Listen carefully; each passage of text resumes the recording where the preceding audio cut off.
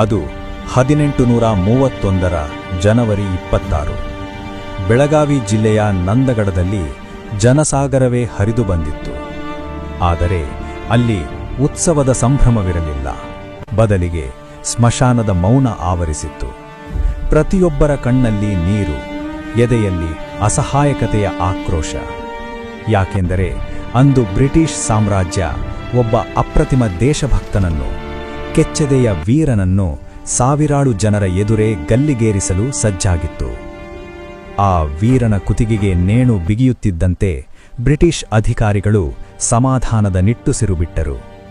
ದೊಡ್ಡ ಕಂಟಕವೊಂದು ದೂರವಾಯಿತು, ಹಮ್ಮಿರನ ಆಟ ಮುಗಿಯಿತು ಎಂದು ಬೀಗಿದರು. ಆದರೆ ಆ ಮೂರ್ಖರಿಗೆ ತಿಳಿದಿರಲಿಲ್ಲ, ರಾಯಣ್ಣನ ಸಾವು ಅಂತ್ಯವಲ್ಲ, ಅದು ಹೊಸದೊಂದು ಯುಗದ ಆರಂಭ ಎಂದು. ಆ ಬಲಿದಾನ ಮುಂದೆ ಬರಲಿದ್ದ ಸ್ವಾತಂತ್ರ್ಯ ಸಂಗ್ರಾಮದ ಮಹಾಯಜ್ಞಕ್ಕೆ ಬಿದ್ದ ಪವಿತ್ರ ಆಹುತಿಯಾಗಿತ್ತು. ಬ್ರಿಟಿಷರು ಆ ವೀರನ ದೇಹವನ್ನು ಮಣ್ಣು ಮಾಡಿರಬಹುದು, ಆದರೆ ಅವನ ಹೆಸರನ್ನು ಅಳಿಸಲಾಗಲಿಲ್ಲ. ಸಂಗೊಳ್ಳಿ ರಾಯಣ್ಣ ಎಂಬ ಆ ಹೆಸರು ಕೇವಲ ಹೆಸರಾಗಿ ಉಳಿಯಲಿಲ್ಲ. ಅದು ಬ್ರಿಟಿಷ್ ಸಾಮ್ರಾಜ್ಯದ ಅಡಿಪಾಯವನ್ನೇ ದಶಕಗಳ ಕಾಲ ನಡುಗಿಸಿದ ಸಿಂಹ ಸ್ವಪ್ನವಾಯಿತು. ಅಷ್ಟಕ್ಕೂ ಯಾರು ಆ ವೀರ?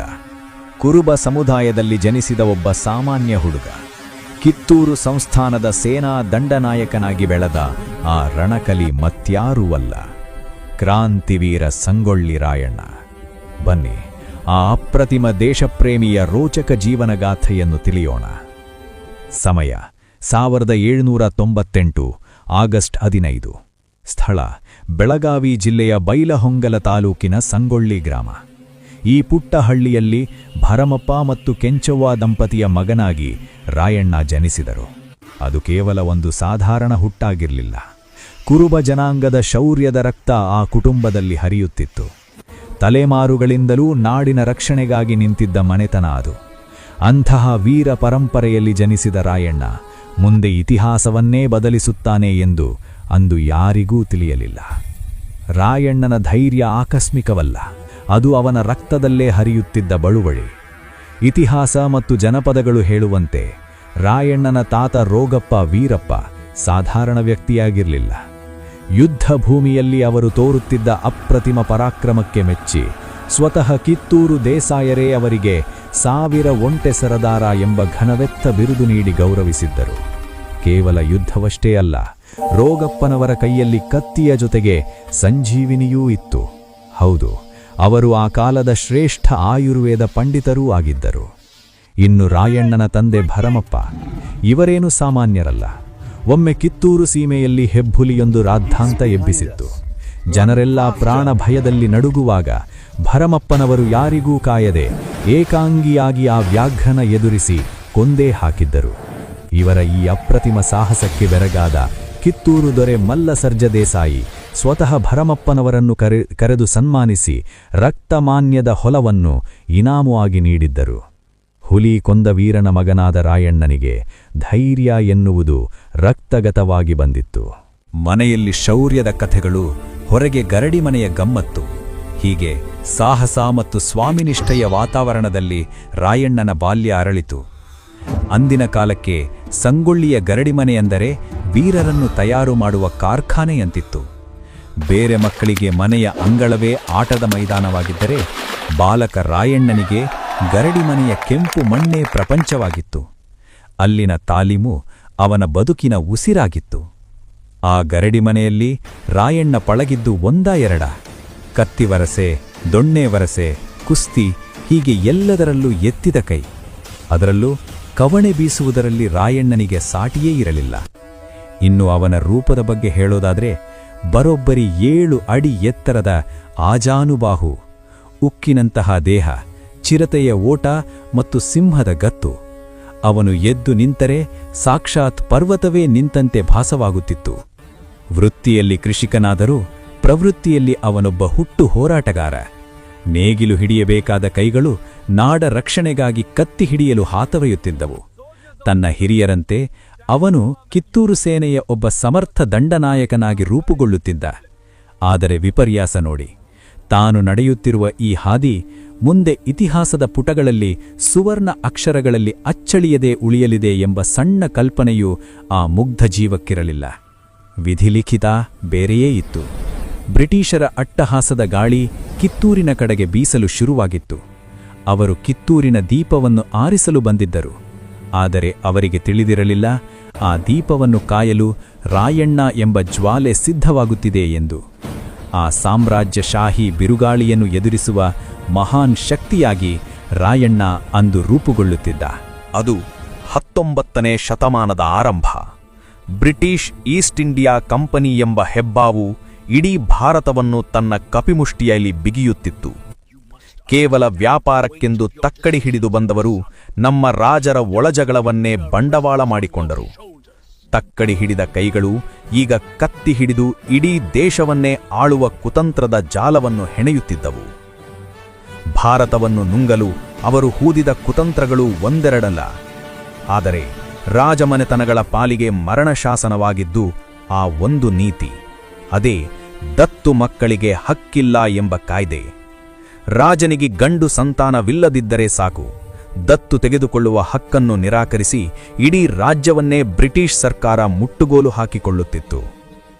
ಅಂದಿನ ಕಿತ್ತೂರು ಕೇವಲ ಒಂದು ಸಂಸ್ಥಾನವಾಗಿರಲಿಲ್ಲ, ಅದು ಸಿರಿವಂತಿಕೆ ಮತ್ತು ಸ್ವಾಭಿಮಾನದ ಗೂಡಾಗಿತ್ತು. ಆದರೆ 1824ರಲ್ಲಿ ಆ ಸಂಸ್ಥಾನಕ್ಕೆ ಗ್ರಹಣ ಹಿಡಿಯಿತು. ರಾಜ ಮಲ್ಲಸರ್ಜರ ಉತ್ತರಾಧಿಕಾರಿ ದೊರೆ ಶಿವಲಿಂಗ ರುದ್ರಸರ್ಜರು ತೀವ್ರ ಅನಾರೋಗ್ಯದಿಂದ ಅಕಾಲಿಕ ಮರಣ ಹೊಂದಿದರು. ಸ್ವಂತ ಮಕ್ಕಳಿಲ್ಲದ ಕಾರಣ ರಾಜವಂಶ ಅಳಿಯಬಾರದೆಂಬ ದೂರದೃಷ್ಟಿಯಿಂದ ಅವರು ಸಾವಿಗೂ ಮುನ್ನವೇ ಮಾಸ್ತಮರಡಿ ಗೌಡರ ಮಗನಾದ ಶಿವಲಿಂಗಪ್ಪನನ್ನು ದತ್ತು ತೆಗೆದುಕೊಂಡಿದ್ದರು. ರಾಜ್ಯ ಅನಾಥವಾಗಲು ಆ ತಾಯಿ ಬಿಡಲಿಲ್ಲ. ಪುತ್ರಶೋಕವನ್ನು ಬದಿಗಿಟ್ಟು ಕರ್ತವ್ಯದ ಕರೆಗೆ ಓಗೊಟ್ಟರು. ತನ್ನ ದತ್ತು ಮೊಮ್ಮಗ ಶಿವಲಿಂಗಪ್ಪನಿಗೆ ರಾಜಲಾಂಛನ ತೊಡಿಸಿ ಪಟ್ಟಾಭಿಷೇಕ ಮಾಡಿದರು. ಅಷ್ಟೇ ಅಲ್ಲ, ತಾವೇ ರಾಜಮಾತೆಯಾಗಿ ನಿಂತು ಕಿತ್ತೂರಿನ ಆಡಳಿತದ ಲಗಾಮನ್ನು ತಮ್ಮ ಕೈಗೆತ್ತಿಕೊಂಡರು. ಸಿಂಹಾಸನಕ್ಕೆ ಬಾಲಕರಾಜನಾದರೂ ಆಳ್ವಿಕೆ ನಡೆಯುತ್ತಿದ್ದುದು ಚೆನ್ನಮ್ಮನ ಆದೇಶದ ಮೇರೆಗೆ. ಬ್ರಿಟಿಷರಿಗೆ ಬೇಕಾಗಿದ್ದದ್ದು ಇದೇ ಸಮಯ. ಶ್ರೀಮಂತ ಕಿತ್ತೂರು ಸಂಸ್ಥಾನವನ್ನು ಕೊಳ್ಳೆ ಹೊಡೆಯಲು ಅವರು ಕಾಯುತ್ತಿದ್ದರು. ಧಾರವಾಡದ ಕಲೆಕ್ಟರ್ ಥ್ಯಾಕರೆಗೆ ರಾಜನ ಮರಣದ ಸುದ್ದಿ ತಲುಪಿದ್ದೇ ತಡ, ಅವನು ತನ್ನ ಕುತಂತ್ರದ ದಾಳ ಉರುಳಿಸಿದ. ಕಿತ್ತೂರು ಸಂಸ್ಥಾನವನ್ನು ತಕ್ಷಣವೇ ಬ್ರಿಟಿಷ್ ಸರ್ಕಾರಕ್ಕೆ ಒಪ್ಪಿಸಬೇಕು ಎಂದು. ಇಲ್ಲಿ ಒಂದು ಸ್ವಾರಸ್ಯಕರ ಹಾಗೂ ಕರಾಳ ಸತ್ಯವಿದೆ. ಇತಿಹಾಸದಲ್ಲಿ ಕುಖ್ಯಾತವಾದ ಲಾರ್ಡ್ ಡಾಲ್ಹೌಸಿಯ ದತ್ತು ಮಕ್ಕಳಿಗೆ ಹಕ್ಕಿಲ್ಲ ಎಂಬ ನೀತಿ ಅಧಿಕೃತವಾಗಿ ಜಾರಿಗೆ ಬರಲು ಇನ್ನೂ ದಶಕಗಳೇ ಬೇಕಿತ್ತು. ಆದರೆ ಬ್ರಿಟಿಷರ ರಕ್ತದಲ್ಲಿ ಆ ಕುತಂತ್ರ ಮೊದಲೇ ಬೆರೆತು ಹೋಗಿತ್ತು.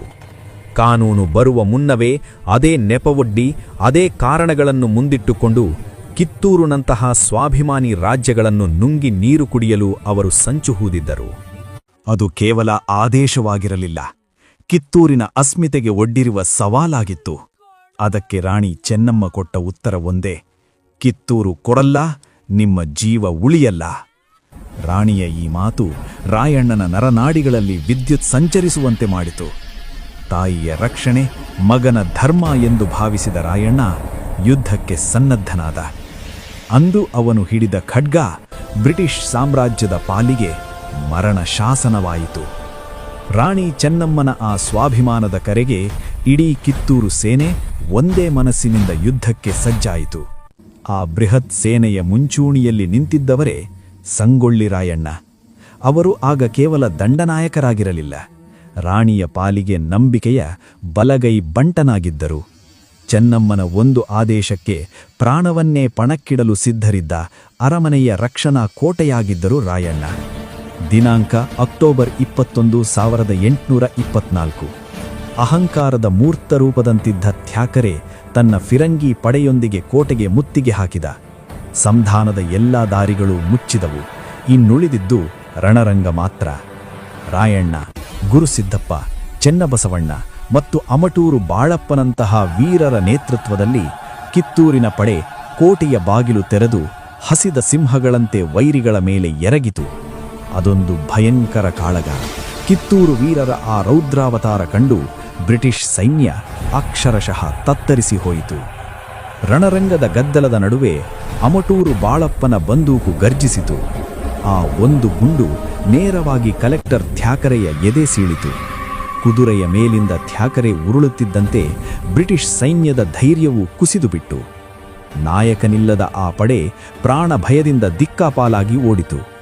ಅಂದು ಕಿತ್ತೂರಿಗೆ ಲಭಿಸಿದ್ದು ಸಾಮಾನ್ಯ ಜಯವಲ್ಲ, ಅದು ದಕ್ಷಿಣ ಭಾರತದ ಇತಿಹಾಸದಲ್ಲೇ ಬ್ರಿಟಿಷರು ಕಂಡ ಅತ್ಯಂತ ಹೀನಾಯ ಸೋಲು. ಈ ಐತಿಹಾಸಿಕ ಗೆಲುವಿನ ಹಿಂದಿನ ಪ್ರಮುಖ ಶಕ್ತಿ ನಮ್ಮ ವೀರ ಸೇನಾನಿ ಸಂಗೊಳ್ಳಿ ರಾಯಣ್ಣ. ಆದರೆ ಬ್ರಿಟಿಷರು ಸೋಲನ್ನು ಅಷ್ಟು ಸುಲಭವಾಗಿ ಒಪ್ಪಿಕೊಳ್ಳುವ ಜಾಯಮಾನದವರಲ್ಲ. ಥ್ಯಾಕರೆಯ ಸಾವು ಬ್ರಿಟಿಷ್ ಸಾಮ್ರಾಜ್ಯದ ಅಹಂಕಾರವನ್ನೇ ಕೆಣಕಿತ್ತು. ಸೇಡಿನಿಂದ ರೊಚ್ಚಿಗೆದ್ದ ಅವರು ಸುಮ್ಮನೆ ಕೂರಲಿಲ್ಲ. ಮದ್ರಾಸ್, ಮೈಸೂರು ಮತ್ತು ಶೋಲಾಪುರಗಳಿಂದ ಒಂದು ಬೃಹತ್ ಸೈನ್ಯವನ್ನೇ ಕಿತ್ತೂರತ್ತ ನುಗ್ಗಿಸಿದರು. ಈ ಬಾರಿ ಅವರು ಬಂದಿದ್ದು ಸೋಲಲು ಅಲ್ಲ, ಕಿತ್ತೂರನ್ನು ನಕ್ಷೆಯಿಂದಲೇ ಅಳಿಸಿ ಹಾಕಲು. ಈ ಬಾರಿ ಬ್ರಿಟಿಷರು ಸಿದ್ಧರಾಗಿಯೇ ಬಂದಿದ್ದರು. ಅವರ ಬಳಿ ಬೆಂಕಿ ಉಗುಳುವ ಆಧುನಿಕ ಫಿರಂಗಿಗಳಿದ್ದವು. ಆದರೂ ಕಿತ್ತೂರಿನ ಸಣ್ಣ ಸೈನ್ಯ ರಾಯಣ್ಣನ ನೇತೃತ್ವದಲ್ಲಿ ಮೃತ್ಯುವನ್ನೇ ಎದುರು ಹಾಕಿಕೊಂಡು ಹೋರಾಡಿತು. ಆದರೆ ವೀರರಿಗೆ ಸೋಲದ ಯುದ್ಧ ದ್ರೋಹಿಗಳ ಕುತಂತ್ರಕ್ಕೆ ಸೋತಿತು. ಕೆಲ ದೇಶದ್ರೋಹಿಗಳು ಕೋಟೆಯ ಗುಟ್ಟು ಬಿಟ್ಟುಕೊಟ್ಟರು, ಮದ್ದಿನ ಮನೆಗೆ ನೀರು ಸುರಿದು ಮೋಸ ಮಾಡಿದರು. ಅಂತಿಮವಾಗಿ ಬೃಹತ್ ಬ್ರಿಟಿಷ್ ಸೈನ್ಯದ ಮುಂದೆ ಕಿತ್ತೂರು ತಲೆಬಾಗಬೇಕಾಯಿತು.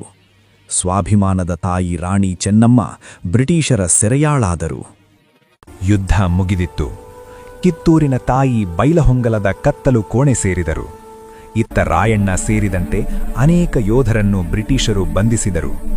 ಆದರೆ ವಿಧಿಯಾಟ ನೋಡಿ, ಬ್ರಿಟಿಷ್ ಅಧಿಕಾರಿಗಳು ರಾಯಣ್ಣನನ್ನು ಒಬ್ಬ ಸಾಧಾರಣ ಸೈನಿಕ ಎಂದು ಭಾವಿಸಿದರು. ಮುಂದೆಂದೂ ಕತ್ತಿ ಹಿಡಿಯಬಾರದು ಎಂದು ಎಚ್ಚರಿಕೆ ನೀಡಿ ಅವನನ್ನು ಬಿಡುಗಡೆ ಮಾಡಿದರು. ಆದರೆ ಅವರಿಗೆ ತಿಳಿದಿರಲಿಲ್ಲ, ಅವರು ಜೈಲಿನಿಂದ ಹೊರಗೆ ಕಳುಹಿಸಿದ್ದು ಸಾಮಾನ್ಯ ವ್ಯಕ್ತಿಯನ್ನಲ್ಲ, ತಮ್ಮ ಸಾಮ್ರಾಜ್ಯವನ್ನೇ ಸುಡಬಲ್ಲ ಕೆಂಡವನ್ನು ಎಂದು. ಬ್ರಿಟಿಷರು ಭಾವಿಸಿದ್ದರು ಸೋಲು ರಾಯಣ್ಣನನ್ನು ಸುಮ್ಮನಾಗಿಸುತ್ತದೆ ಎಂದು. ಆದರೆ ಆಗಿದ್ದೇ ಬೇರೆ. ರಾಣಿಯ ಸೆರೆವಾಸ ಮತ್ತು ಕಿತ್ತೂರಿನ ಪತನ ಅವನ ಎದೆಯಲ್ಲಿದ್ದ ಸ್ವಾತಂತ್ರ್ಯದ ಕಿಚ್ಚಿಗೆ ತುಪ್ಪ ಸುರಿಯಿತು. ತನ್ನ ತಾಯಿ ಚೆನ್ನಮ್ಮ ಕತ್ತಲ ಕೋಣೆಯಲ್ಲಿ ನರಳುತ್ತಿದ್ದರೆ, ತನ್ನ ನಾಡಿನ ಜನರ ಮೇಲೆ ಪರಕೀಯರ ಚಾಟೇಟು ಬೀಳುತ್ತಿದ್ದರೆ ರಾಯಣ್ಣ ಸುಮ್ಮನೆ ಕೂಡಲು ಹೇಗೆ ಸಾಧ್ಯ? ಅವನ ರಕ್ತ ಕುದಿಯಿತು. ಅಂದೇ ಆ ಕ್ಷಣವೇ ಅವನ ಮನಸ್ಸಿನಲ್ಲಿ ಒಂದು ಉಗ್ರ ಪ್ರತಿಜ್ಞೆ ಮೊಳಕೆಯೊಡೆಯಿತು.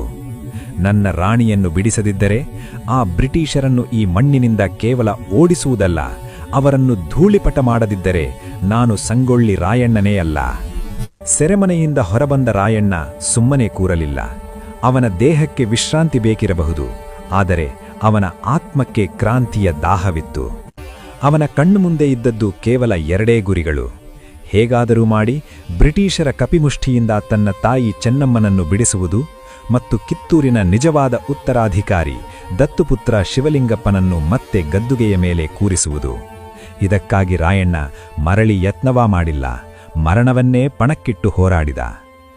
ರಾಯಣ್ಣನಿಗೆ ವಾಸ್ತವದ ಅರಿವಿತ್ತು. ಬ್ರಿಟಿಷರ ಬಳಿ ಬೆಂಕಿಯುಗುಳುವ ಫಿರಂಗಿಗಳಿವೆ, ಸಾವಿರಾರು ಸೈನಿಕರಿದ್ದಾರೆ.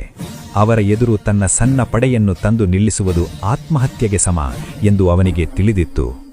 ಬಲದಿಂದ ಗೆಲ್ಲಲಾಗದ್ದನ್ನು ಯುಕ್ತಿಯಿಂದ ಗೆಲ್ಲಬೇಕು.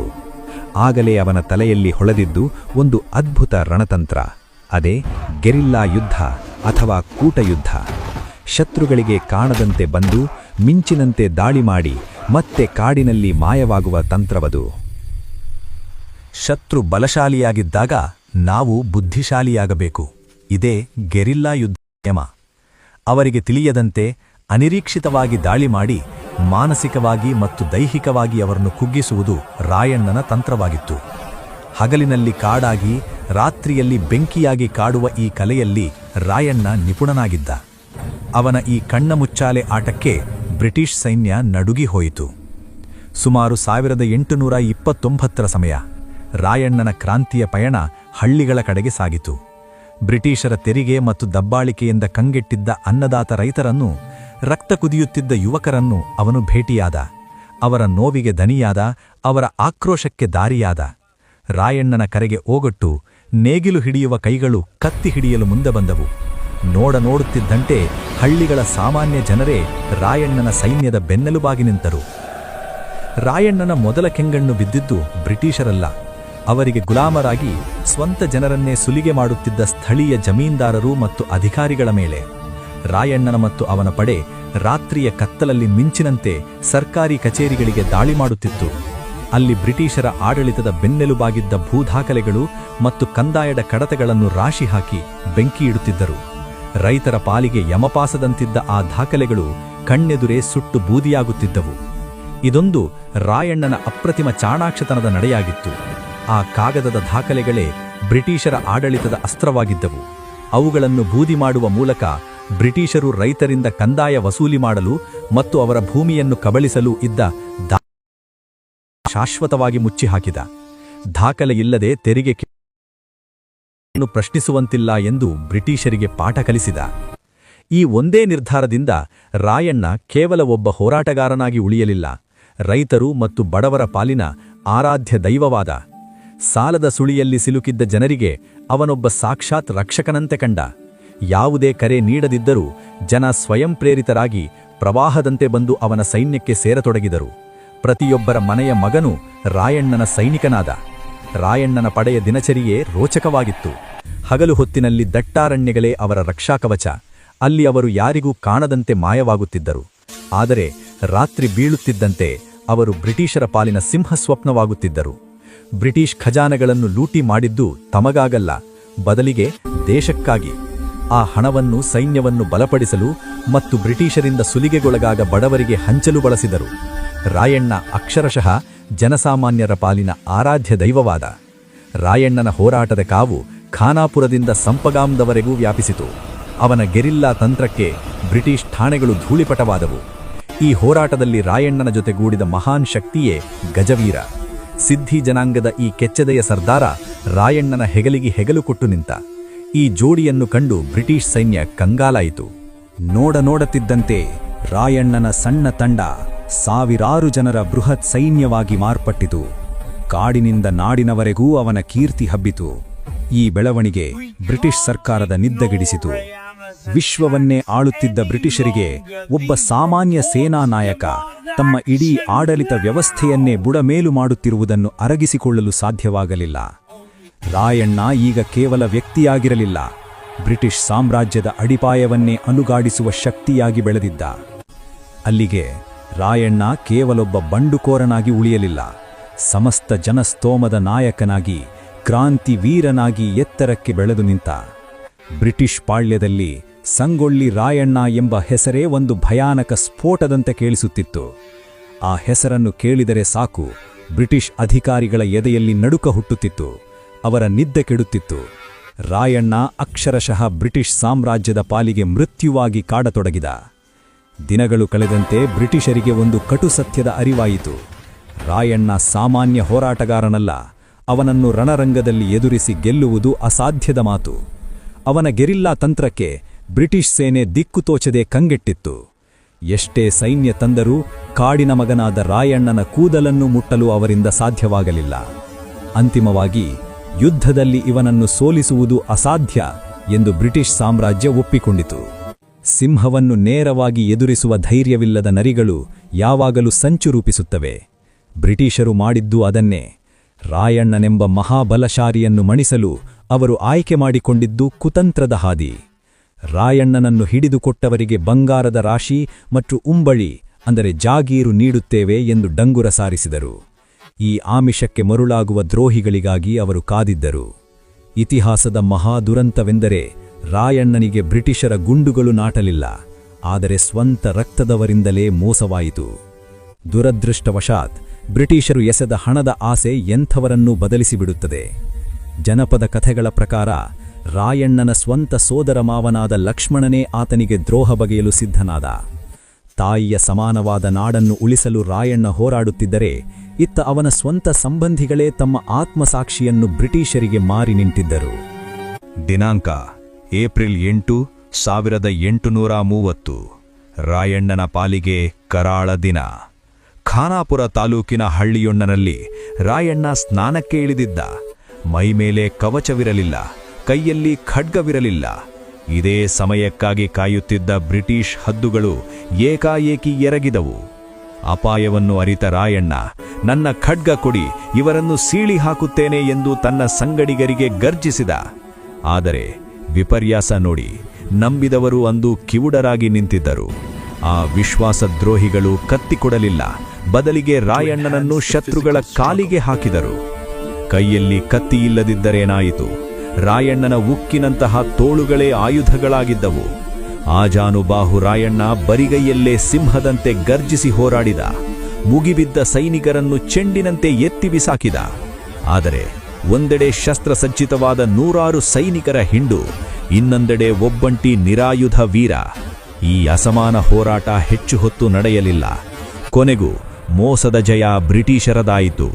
ಕುತಂತ್ರದ ಬಲೆಯಲ್ಲಿ ಆ ಕೆಚ್ಚೆದೆಯ ವೀರ ಸೆರೆಯಾದ. ರಾಯಣ್ಣನ ಜತೆಗೆ ಕಿತ್ತೂರಿನ ಭವಿಷ್ಯದ ಭರವಸೆಯಾಗಿದ್ದ ಬಾಲಕ ಶಿವಲಿಂಗಪ್ಪನನ್ನು ಬ್ರಿಟಿಷರು ಬಂಧಿಸಿದರು. ಯಾವ ಮಗುವನ್ನು ರಾಜನಾಗಿ ನೋಡಬೇಕೆಂದು ರಾಯಣ್ಣ ಕನಸು ಕಂಡಿದ್ದನೋ ಆ ಮಗು ಇಂದು ಕೈಯಲ್ಲಿ ಬೇಡಿ ತೊಟ್ಟು ನಿಂತಿತ್ತು. ರಣರಂಗದಲ್ಲಿ ಶತ್ರುಗಳೆದೆಯಲ್ಲಿ ನಡುಕು ಹುಟ್ಟಿಸಿದ ಆ ಮಹಾವೀರ ಯುದ್ಧದಲ್ಲಿ ಸೋಲಲಿಲ್ಲ. ಸೋತಿದ್ದು ವಿಶ್ವಾಸದ್ರೋಹಕ್ಕೆ. ನಮ್ಮವರೇ ಮಾಡಿದ ಮೋಸದ ಬಲೆಯಲ್ಲಿ ಸಿಲುಕಿ ಕನ್ನಡದ ಕಲಿ ಸೆರೆಯಾದ. ನಿಜಕ್ಕೂ ಅದು ಕನ್ನಡ ನಾಡಿನ ಇತಿಹಾಸದ ಕರಾಳ ದಿನವಾಗಿತ್ತು. ಬಂಧಿತ ರಾಯಣ್ಣನನ್ನು ಧಾರವಾಡಕ್ಕೆ ಕರೆತರಲಾಯಿತು. ಅಲ್ಲಿ ನಡೆದ ವಿಚಾರಣೆಯೇ ಕೇವಲ ಕಣ್ಣೊರೆಸುವ ತಂತ್ರವಾಗಿತ್ತು. ಅದೊಂದು ಮೊದಲೇ ನಿರ್ಧರಿಸಲ್ಪಟ್ಟ ನಾಟಕ. ನ್ಯಾಯಾಲಯದಲ್ಲಿ ಬ್ರಿಟಿಷರೇ ನ್ಯಾಯಾಧೀಶರು, ಬ್ರಿಟಿಷರೇ ವಾದಿಗಳು. ಬ್ರಿಟಿಷ್ ಸಾಮ್ರಾಜ್ಯದ ವಿರುದ್ಧ ಯುದ್ಧ ಸಾರಿದ ದೇಶದ್ರೋಹದ ಪಟ್ಟ ಕಟ್ಟಿ ಆ ವೀರನಿಗೆ ಮರಣದಂಡನೆಯನ್ನು ವಿಧಿಸಲಾಯಿತು. ಆದರೆ ವಿಪರ್ಯಾಸವೆಂದರೆ ಬ್ರಿಟಿಷರ ಕಾನೂನಿನಲ್ಲಿ ಅವನು ಅಪರಾಧಿಯಾಗಿದ್ದರೂ ಈ ಮಣ್ಣಿನ ಪಾಲಿಗೆ ಅವನು ಆರಾಧ್ಯ ದೈವನಾಗಿದ್ದ. ಬ್ರಿಟಿಷರ ದ್ವೇಷ ರಾಯಣ್ಣನಿಗೆ ಮಾತ್ರ ಸೀಮಿತವಾಗಿರಲಿಲ್ಲ. ಅವನ ಹೆಗಲಿಗೆ ಹೆಗಲು ಕೊಟ್ಟು ಹೋರಾಡಿದ ಅದೆಷ್ಟೋ ವೀರರು ಬ್ರಿಟಿಷರ ಕ್ರೌರ್ಯಕ್ಕೆ ಬಲಿಯಾದರು. ರಾಯಣ್ಣನ ಪ್ರಮುಖ ಅನುಯಾಯಿಗಳಾದ ಬಿಚ್ಚುಗತ್ತಿ ಚನ್ನಬಸವ, ಗಜವೀರ ಸೇರಿದಂತೆ ಅನೇಕರಿಗೆ ಮರಣದಂಡನೆ ವಿಧಿಸಲಾಯಿತು. ಇನ್ನುಳಿದ ಕೆಲವರಿಗೆ ಸಾವಿಗಿಂತಲೂ ಕಠಿಣವಾದ ಜೀವಾವಧಿ ಶಿಕ್ಷೆ ನೀಡಿ ಸಮುದ್ರದಾಚೆಗಿನ ಅಜ್ಞಾತ ಸ್ಥಳಕ್ಕೆ ಗಡೀಪಾರು ಮಾಡಲಾಯಿತು. ಹುಟ್ಟಿದ ಮಣ್ಣಿಗಾಗಿ ಹೋರಾಡಿದವರು ಕೊನೆಗೆ ಆ ಮಣ್ಣಿನಿಂದಲೇ ದೂರವಾಗಿ ಪರಕೀಯ ನೆಲದಲ್ಲಿ ಕರಗಿ ಹೋದರು. ದಿನಾಂಕ ಜನವರಿ 26, 1831. ವಿಧಿಯಾಟ ಎಂಥದ್ದು ನೋಡಿ. ಮುಂದೆ ಇದೇ ದಿನಾಂಕದಂದು ಭಾರತ ಗಣರಾಜ್ಯವಾಗಿ ತಲೆ ಎತ್ತಿ ನಿಲ್ಲಲಿತ್ತು. ಆದರೆ ಅಂದು ನಂದಗಡದ ಆಲದ ಮರಕ್ಕೆ ಈ ಮಣ್ಣಿನ ವೀರಪುತ್ರನ ಪ್ರಾಣಪಕ್ಷಿ ಹಾರಿಹೋಗಿತ್ತು. ಕೇವಲ 33ನೇ ವಯಸ್ಸಿನ ತುಂಬು ಯೌವನದ ಸಿಂಹ ಸಂಗೊಳ್ಳಿ ರಾಯಣ್ಣನನ್ನು ಬ್ರಿಟಿಷರು ಗಲ್ಲಿಗೇರಿಸಿದರು. ಅಂದು ನಂದಗಡದಲ್ಲಿ ಮರ ಕೂಡ ಕಣ್ಣೀರು ಸುರಿಸಿರಬೇಕು. ಗಲ್ಲುಗಂಬ ಏರುವ ಮುನ್ನ ಬ್ರಿಟಿಷ್ ಅಧಿಕಾರಿ, ನಿನ್ನ ಕೊನೆಯ ಆಸೆ ಏನು ಎಂದು ಕೇಳಿದ. ಆಗ ಆ ವೀರ ಸಿಂಹದ ಕಣ್ಣಲ್ಲಿ ಕಂಡಿದ್ದು ಸಾವಿನ ಭಯವಲ್ಲ, ದೇಶಪ್ರೇಮದ ಬೆಂಕಿ. ಅವನು ಗರ್ಜಿಸಿ ಹೇಳಿದ ಮಾತುಗಳು ಇತಿಹಾಸದಲ್ಲಿ ಸುವರ್ಣಾಕ್ಷರಗಳಲ್ಲಿ ದಾಖಲಾದವು. ನನ್ನ ಕೊನೆಯ ಆಸೆ ಒಂದೇ, ನಾನು ಸತ್ತರೆ ಇದೇ ಪುಣ್ಯಭೂಮಿಯಲ್ಲಿ ಮತ್ತೆ ಹುಟ್ಟಿ ಬರಬೇಕು, ಮತ್ತೆ ಕತ್ತಿ ಹಿಡಿದು ನಿಮ್ಮಂತಹ ಪರದೇಶಿ ಬ್ರಿಟಿಷರನ್ನು ಈ ನಾಡಿನಿಂದ ಸಂಪೂರ್ಣವಾಗಿ ಒದ್ದು ಊಡಿಸಬೇಕು. ಎಂಥ ಮಾತು! ಸಾವು ಎದುರಿಗಿದ್ದರೂ ನಾಡಿನ ಸ್ವಾತಂತ್ರ್ಯವೇ ಅವನ ಉಸಿರಾಗಿತ್ತು. ರಾಯಣ್ಣನ ಪ್ರಾಣಪಕ್ಷಿ ಹಾರಿಹೋಯಿತು, ಆದರೆ ಅವನು ಹೊತ್ತಿಸಿದ ಕ್ರಾಂತಿಯ ಜ್ವಾಲೆ ಆರಲಿಲ್ಲ. ಅವನ ಸಮಾಧಿಯ ಮೇಲೆ ನೆಡಲಾದ ಆಲದ ಸಸಿ ಕೇವಲ ಒಂದು ಗಿಡವಾಗಿರಲಿಲ್ಲ, ಅದು ರಾಯಣ್ಣನ ತ್ಯಾಗದ ಪ್ರತೀಕವಾಗಿತ್ತು. ಮಳೆ, ಬಿಸಿಲು, ಗಾಳಿಯನ್ನು ಎದುರಿಸಿ ಆ ಮರ ಬೆಳೆಯುತ್ತಾ ಹೋಯಿತು. ಅಂದು ಬ್ರಿಟಿಷರು ಯಾರನ್ನು ಮಣ್ಣುಗೂಡಿಸಲು ಯತ್ನಿಸಿದರೂ ಅದೇ ರಾಯಣ್ಣ ಇಂದು ಮರದ ರೂಪದಲ್ಲಿ ಕನ್ನಡಿಗರ ಉಸಿರಿನಲ್ಲಿ ಅಮರವಾಗಿದ್ದಾನೆ. ಕಾಲ ಉರುಳಿದೆ, ಸಾಮ್ರಾಜ್ಯಗಳು ಉರುಳಿವೆ, ಆದರೆ ಅಂದು ನೆಟ್ಟ ಆ ಪುಟ್ಟ ಸಸಿ ಇಂದು ನಂದಗಡದಲ್ಲಿ ಬೃಹತ್ ಮರವಾಗಿ ಗಟ್ಟಿಯಾಗಿ ತಲೆ ಎತ್ತಿ ನಿಂತಿದೆ. ಅದು ಕೇವಲ ಒಂದು ಮರವಲ್ಲ ಸ್ನೇಹಿತರೆ, ಅದು ರಾಯಣ್ಣನ ತ್ಯಾಗ, ಬಲಿದಾನ ಮತ್ತು ಅಜರಾಮರ ಪರಂಪರೆಯ ಜೀವಂತ ಸಾಕ್ಷಿ. ಇಂದಿಗೂ ಆ ಆಲದ ಮರದ ಪ್ರತಿ ಎಲೆಯಲ್ಲೂ ರಾಯಣ್ಣನ ಉಸಿರಿದೆ. ಆ ಸ್ಥಳ ಕೇವಲ ಸಮಾಧಿಯಲ್ಲ, ಪ್ರತಿಯೊಬ್ಬ ದೇಶಭಕ್ತನ ಪಾಲಿಗೆ ಕಾಶಿಗಿಂತಲೂ ಮಿಗಿಲಾದ ಪುಣ್ಯಕ್ಷೇತ್ರ. ಬದುಕಿದ್ದು ಕೇವಲ 33 ವರ್ಷಗಳು, ಆದರೆ ಆ 33 ವರ್ಷಗಳಲ್ಲಿ ಅವನು ಸೃಷ್ಟಿಸಿದ ಇತಿಹಾಸ, ಬಿಟ್ಟು ಹೋದ ಪರಂಪರೆ ಮಾತ್ರ ಅನಂತವಾದದ್ದು. ರಾಯಣ್ಣ ಅಂದರೆ ಕೇವಲ ಒಬ್ಬ ಸೈನಿಕನಲ್ಲ, ಅವನೊಬ್ಬ ಜನನಾಯಕ, ಯುಗ ಪುರುಷ, ಅಪ್ರತಿಮ ಕ್ರಾಂತಿವೀರ. ನೆನಪಿಡಿ ಸ್ನೇಹಿತರೆ, ಅವನ ಆ ಹೋರಾಟ ಕೇವಲ ಕಿತ್ತೂರಿಗೆ ಸೀಮಿತವಾಗಿರಲಿಲ್ಲ. ಅದು ಇಡೀ ಭಾರತದ ಸ್ವಾತಂತ್ರ್ಯಕ್ಕಾಗಿ, ದಬ್ಬಾಳಿಕೆಯ ವಿರುದ್ಧ, ಅನ್ಯಾಯದ ವಿರುದ್ಧ ಮೊಳಗಿದ ಮೊದಲ ರಣಕಹಳೆಯಾಗಿತ್ತು. ರಾಯಣ್ಣನ ತ್ಯಾಗ ವ್ಯರ್ಥವಾಗಲಿಲ್ಲ. ರಾಯಣ್ಣ ಹೊತ್ತಿಸಿದ ಕಿಡಿ ಮುಂದೆ ಕಾಡ್ಗಿಚ್ಚಾಯಿತು. ಅವನ ಬಲಿದಾನದ ನಂತರವೂ ಅವನ ಹೆಸರು ಕರ್ನಾಟಕದಾದ್ಯಂತ ಸ್ವಾತಂತ್ರ್ಯ ಹೋರಾಟಗಾರರಿಗೆ ಸಂಜೀವಿನಿಯಾಯಿತು. ಈ ಮಹಾನ್ ವೀರನಿಗೆ ಗೌರವ ಸಲ್ಲಿಸಲು ಸರ್ಕಾರ ಸಂಗೊಳ್ಳಿಯಲ್ಲಿ ಬೃಹತ್ ಪ್ರತಿಮೆ ಮತ್ತು ಸುಂದರವಾದ ಶಿಲ್ಪವನವನ್ನು ನಿರ್ಮಿಸಿದೆ. ಅಷ್ಟೇ ಅಲ್ಲ, ನಮ್ಮ ರಾಜಧಾನಿ ಬೆಂಗಳೂರಿನ ಹೃದಯ ಭಾಗದಲ್ಲಿರುವ ಪ್ರಮುಖ ರೈಲು ನಿಲ್ದಾಣಕ್ಕೆ ಕ್ರಾಂತಿವೀರ ಸಂಗೊಳ್ಳಿ ರಾಯಣ್ಣ ರೈಲು ನಿಲ್ದಾಣ ಎಂದು ಹೆಸರಿಡುವ ಮೂಲಕ ಸಮಸ್ತ ಕನ್ನಡಿಗರು ಆ ವೀರನಿಗೆ ತಲೆಬಾಗಿ ಗೌರವ ಸಲ್ಲಿಸಿದ್ದಾರೆ. ಸ್ನೇಹಿತರೆ, ಸಂಗೊಳ್ಳಿ ರಾಯಣ್ಣ ಕೇವಲ ಇತಿಹಾಸದ ಪುಟಗಳಲ್ಲಿರುವ ವ್ಯಕ್ತಿಯಲ್ಲ, ಅವನು ನಮ್ಮೆಲ್ಲರಿಗೂ ಒಂದು ಆದರ್ಶ. ದೇಶಪ್ರೇಮ, ಸ್ವಾಭಿಮಾನ, ಅನ್ಯಾಯದ ವಿರುದ್ಧ ಹೋರಾಡುವ ಛಲ ಮತ್ತು ನಾಯಕತ್ವ, ಈ ಎಲ್ಲ ಗುಣಗಳಿಗೆ ಇನ್ನೊಂದು ಹೆಸರೇ ರಾಯಣ್ಣ. ಅವನ ಕಥೆಯನ್ನು ಕೇವಲ ನೆನಪಿಟ್ಟುಕೊಂಡರೆ ಸಾಲದು, ಅವನ ಆ ಉನ್ನತ ಆದರ್ಶಗಳನ್ನು ನಮ್ಮ ಜೀವನದಲ್ಲಿ ಅಳವಡಿಸಿಕೊಳ್ಳುವುದೇ ನಾವು ಆ ಮಹಾನ್ ವೀರನಿಗೆ ಸಲ್ಲಿಸುವ ನಿಜವಾದ ಗೌರವ. ಇಂತಹ ಮಹಾನ್ ಕಾಕತಾಳೀಯ ಹೊಂದಿರುವ ವೀರನ ಕಥೆ ನಿಮಗೆ ಇಷ್ಟವಾಗಿದ್ದರೆ ಲೈಕ್ ಮಾಡಿ. ರಾಯಣ್ಣನ ಈ ರೋಚಕ ಇತಿಹಾಸವನ್ನು ಪ್ರತಿಯೊಬ್ಬ ಕನ್ನಡಿಗನಿಗೂ ಶೇರ್ ಮಾಡಿ. ಮರೆಯದೆ ನಮ್ಮ ವೀರಚರಿತ್ರೆ ಚಾನೆಲ್ಗೆ ಸಬ್ಸ್ಕ್ರೈಬ್ ಆಗಿ. ಕಮೆಂಟ್ನಲ್ಲಿ ಜೈ ಸಂಗೊಳ್ಳಿ ರಾಯಣ್ಣ ಎಂದು ಕಮೆಂಟ್ ಮಾಡಿ ಇಂದಿನ ವಿಡಿಯೋ ಮುಗಿಸೋಣ. ಜೈ ಹಿಂದ್, ಜೈ ಸಂಗೊಳ್ಳಿ ರಾಯಣ್ಣ, ಜೈ ಕರ್ನಾಟಕ.